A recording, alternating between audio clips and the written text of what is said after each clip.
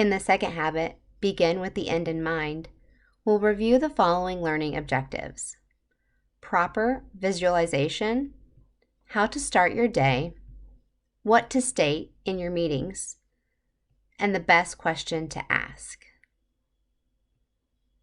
Habit 2 suggests that in everything we do, we should begin with the end in mind. Start with a clear destination. That way, we can make sure the steps we're taking are in the right direction. If you don't make a conscious effort to visualize who you are and what you want in life, then you empower other people and circumstances to shape you and your life by default. When you visualize who you are and what you want in life, you connect with your own uniqueness and define the personal, moral, and ethical guidelines within which you can most happily express and fulfill yourself. Ask yourself and answer the questions: how do I want to be remembered by people? What legacy do I want to leave?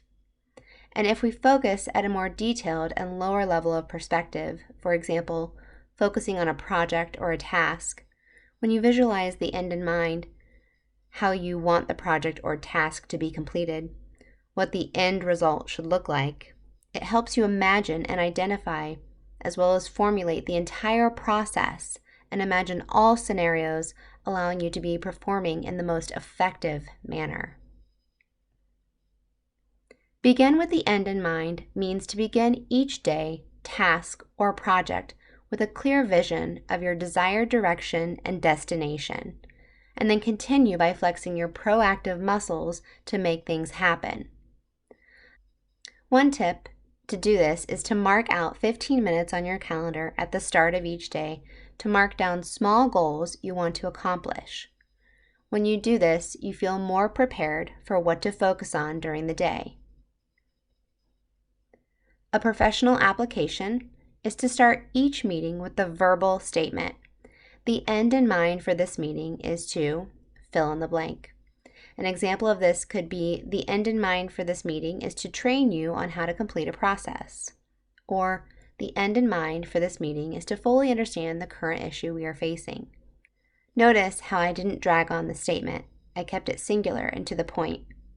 Your opening statement will allow your meeting attendees to stay effective and help foster a focus, hopefully reducing the chances of not going down any rabbit holes.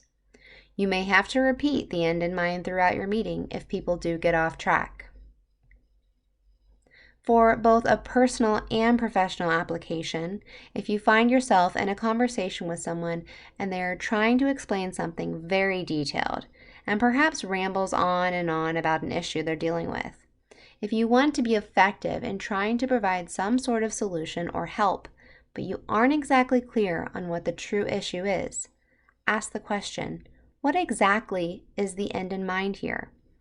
Or even ask, what business problem are you trying to solve? When you do this, it helps the other person shift and narrow their focus on the end result rather than the fluff or gray areas of the issue. It's all about clarity and simplicity, as well as helping your situation by using verbal cues to help realign your mental and emotional perspectives.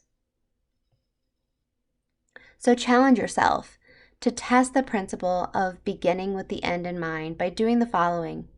First, visualize in rich detail your own funeral. Yes, it sounds morbid, but it's effective. Think about who's there.